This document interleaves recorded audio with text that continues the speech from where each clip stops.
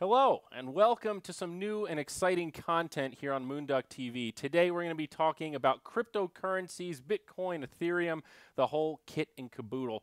I'm Zyori, and joining me is an old friend you might recognize if you are a true Zyori fan from News Report. It's an old series that we did 4 or 5 years ago in 2013 where we played League of Legends on Saturday mornings and talked about the stock market. We had about 10 recurring viewers, but we had a shitload of fun, and now we're back again to talk about something a little bit more targeted and relevant to what could be our daily lives. Let's face it here. So, Josh, it's nice to have you back, buddy. How you doing after all these years? Oh, I'm doing pretty well. Yeah, I remember 4 years ago doing all those podcasts and everything, all those news Yep. reports. Almost hit the 50 mark. Mm-hmm. We were honing in on it, but Got up to like yeah, 42. I think the government shutdown, we decided, was the nice poetic ending to the series, where the yeah, series was yeah. also shut down. So we went multiple levels. It was pretty meta, dude. I liked it. hmm Yeah, yeah, no, definitely. But yeah, today we're talking about cryptocurrency. Mm-hmm. If you've been paying attention to the news, it seems like every other day there's a new story about it. Either a new ICO popping up or a new person, whatever, investing millions of dollars into something. Mm-hmm. So. Yeah, it's something that I've been aware of for a while, and it's always been this mysterious that there's that old saying about Bitcoin. The best time to invest was yesterday, and the second best time to invest is today. And I found that that has been a weird maxim that has sort of held true in some weird manner. And every time over the last 2 or 3 years, I've thought about investing in Bitcoin, whether it was at 500 or 800 or 1500, even when it broke 1,000, everyone said, dude, you missed the bus. It's not worth investing now. You should do something else instead with that money because it's already gone quadruple what we thought it would. And here we are. It's 4,200 right now, right off of a recent spike. It's kind of nutso, and it's really become one of those things where I think it's clear that blockchain technology is not going away, right? Yeah, yeah, no, that's right. If you talk to anybody, even skeptics, they may think Bitcoin's whatever may fade. I think it's around to stay, but the technology, the blockchain technology, is something that everybody is trying to emulate right now in big business and in finance, Hmm. and just about everything. They're trying to apply it to reduce like transaction fees and speed stuff up. Yeah. Since if you try to move money right now through U.S. wire, it can take multiple business days. You have high fees and everything. The If you do it with Bitcoin, it can take like a matter of like an hour or less, and the fees are a fraction of that. So it's Hmm. pretty powerful stuff. Yeah. Really revolutionary. And I mean, Bitcoin is the one that we know the most about. Of course, it was the first one, so it's most prevalent. But now the spawning of these altcoins has sort of been legitimized, and a lot of them have different benefits or drawbacks. And Ethereum has become one of the really popular ones recently that's been making a lot of press because of its ability to spawn additional altcoins on top of that technology with the form of smart contracts and all sorts of other things. The ICOs have made a lot of press recently. That's sort of the new way to crowdfund a startup, I guess. You do an ICO, an initial coin offering, and you get some cash that way, and you can also start a new currency. There's also even one in esports, Josh. There's Skincoin. Was it Oh wow. skincoin.org? You know, it's for trading skins and in-game cosmetics, and it's all based on their altcoin called the Skincoin. So it's becoming more and more relevant, and even governments now are starting to invest in the technology. Yeah, yeah, no, definitely. I think it was news the other week of like some European countries trying to get in it and possibly establish their own cryptocurrency. Hmm. And the EU, and everything was trying to figure out if they had jurisdiction over cryptocurrencies or not, because I think this country was in the EU, and there are certain rules when you join it that say you can't just go make up your own currency. No, you're supposed to use euros. Yep. So there's whole it's been a technology that just has evolved so fast that the laws haven't caught up with it. So no one really knows like who's kind of got jurisdiction over it. If you can even the SEC or whatever European Commission could even say, no, you can't do this. Hmm. So Yeah, I mean, it's truly cutting edge unprecedented stuff. I mean, a good example of that was the recent fork with Bitcoin. All the different sorts of theory crafting. It felt like almost a mini Y2K in some ways, where there was all this mystery, all of this. We don't know what's going to happen. It could be good, it could be bad, and all of these like this is what you need to know articles with very conflicting sorts of advice and interpretations of what the fork actually means and what the implications would be, both on the price and just the practicality of the ledger. So it's very cool in that way. You know, it feels very Wild West like. Yeah, yeah, no, it definitely has that feel. I know for myself personally, that's kind of when I started really researching it. I was actually fortunate enough to buy Bitcoin many years ago, just as an investment when it spiked up to 1,000, Yep.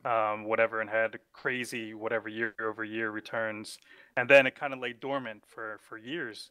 And August is when the hard fork happened between Bitcoin and Bitcoin Cash, Hmm. and Coinbase is the way I bought it. They were sending me all these emails on how they won't support Bitcoin Cash. If you want it, you should withdraw all your money.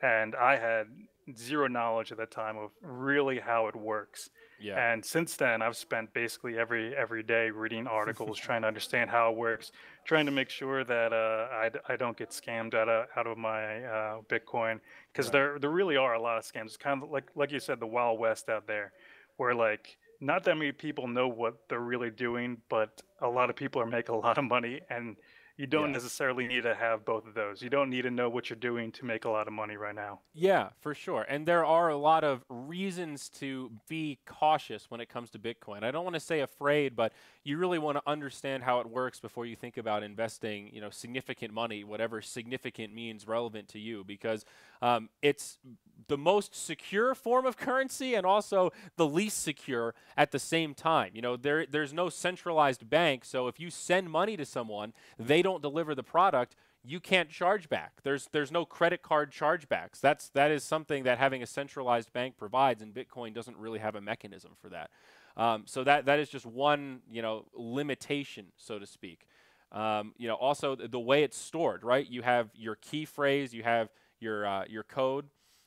If you lose those, you're shit out of luck. You know, that's what Yeah. happens when you know, one of these giant, massive exchanges like Coinbase goes under, or if all of their servers explode. If that data disappears and there isn't a backup of it somewhere, it's just gone. You can't access those Bitcoins. You know, you can't just brute force your way in and figure out what your password is. There's no master key where you can just backdoor your way in and say, okay, here you go. You prove your identity. You get your account back. Hmm. It doesn't work that way. So that's really scary. But at the same time, you know, if you keep your key completely secure and it's backed up and it's safe and you have it in multiple physical locations, so you can't have a situation where your computer burns down and your safe burns down or something, there's no way anybody can really steal it unless they find that special match of keys and hashes. So it's a really fascinating concept.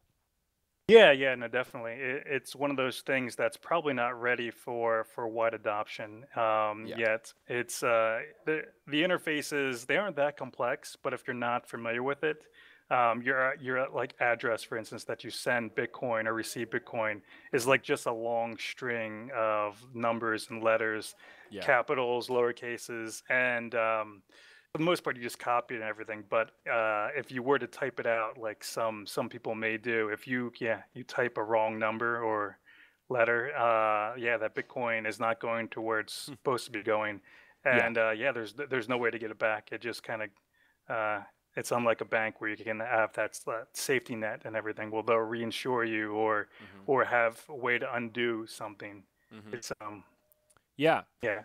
So, very cool, but very scary. So, a lot of big words there. And maybe for the sake of this first episode, Josh, we should take a step back and maybe just explain really the concept behind the basic technology. Bitcoin is just one type of cryptocurrency, but the foundation that it's built on is called the blockchain. And I think that's really the core concept that we want to convey to people out there that don't really understand how it works. Yeah, yeah, no, definitely. The blockchain is basically if people are skeptic, whatever in businesses and everything about Bitcoin as a currency, they are like completely solid that the blockchain is going to be around It's going to change industries. It's going to be a better way to do transactions at a faster and cheaper rate. Hmm. And that's where you see a lot of money in the cryptocurrency space, but you also see a lot of companies investing huge amounts of money and incorporating blockchain into like their supply chain, into how they do Yeah. transactions, stock trades, all this kind of stuff. The blockchain provides this decentralized ledger that's incredibly efficient at moving transactions at a low cost. So Hmm. Yeah, that is a pretty good basic description of it.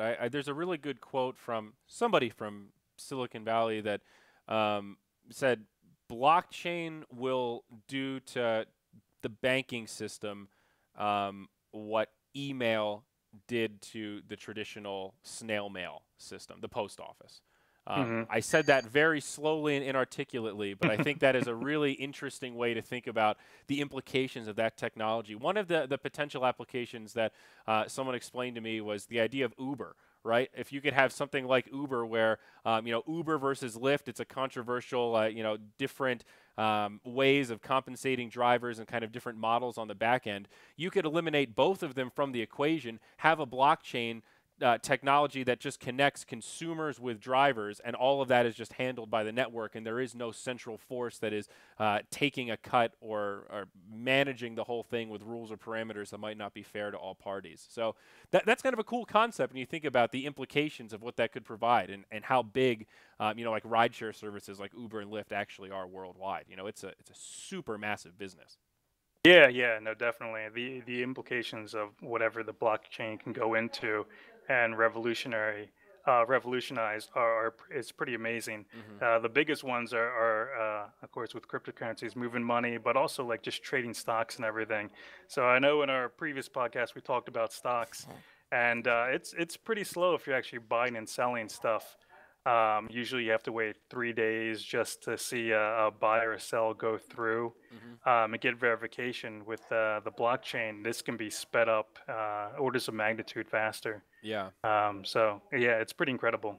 Yeah, absolutely. So one of the last things I wanted to touch on in this first episode here are maybe just the general broad stroke explanations for why the market has fluctuated so much. If you're looking at the chart behind us here and you don't really understand what's happening, this is GDAX. It's one of the more popular exchanges. It's owned by Coinbase, and GDAX is more for like their day traders and that kind of a stuff.